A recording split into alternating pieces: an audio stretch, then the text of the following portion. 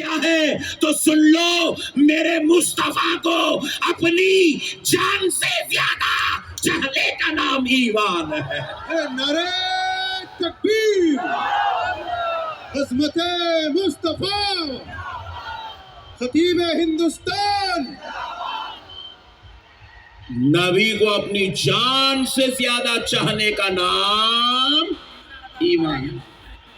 نبی ہماری جان ہے، نبی ہمارا ایمان ہے۔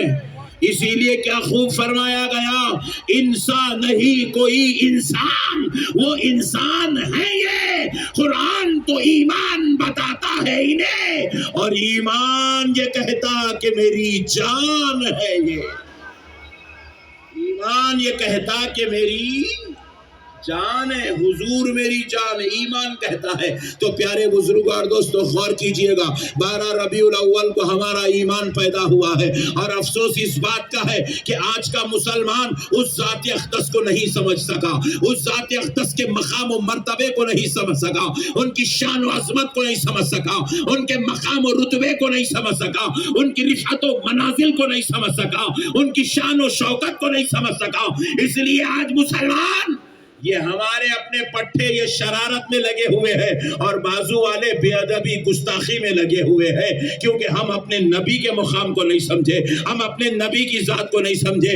اے پمپری والوں سنو، وہ جو 12 ربیع الاول کو پیدا ہوا ہے وہ کوئی معمولی انسان نہیں ہے، وہ کسی عام درجے کے انسان کا نام نہیں ہے، وہ کسی عام نبی کی بات بھی نہیں ہے۔ میں نے جو قرآن پاک کی آیت مبارکہ کا تلاوت کا شرف حاصل کیا، اللہ رب العزت ارشاد فرماتا ہے، تِلْكَ الرُّسُلُ فَضَّلْنَا بَعْضَهُمْ عَلَىٰ بَعْضٍ۔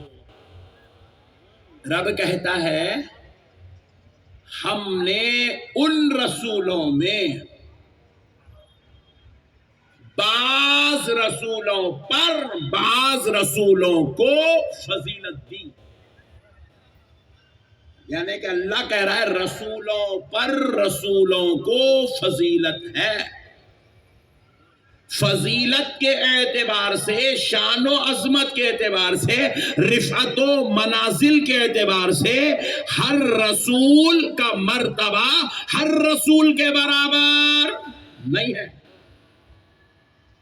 رسول کو رسول پر فضیلت ہے، رسول پر رسول کو عظمت ہے، رسول پر رسول کا مرتبہ بلند ہے۔ اب ذرا غور کر کے چلے، اللہ رب العزت نے قرآن پاک میں کیا کہا، میں اس کا تھوڑا خلاصہ کرتا ہوں، آپ کی توجہ کا طالب ہوں۔ یہ جو لفظ بعض اس آیت کے ٹکڑے میں 2 مرتبہ آیا، قرآن میں 2 مرتبہ یہ لفظ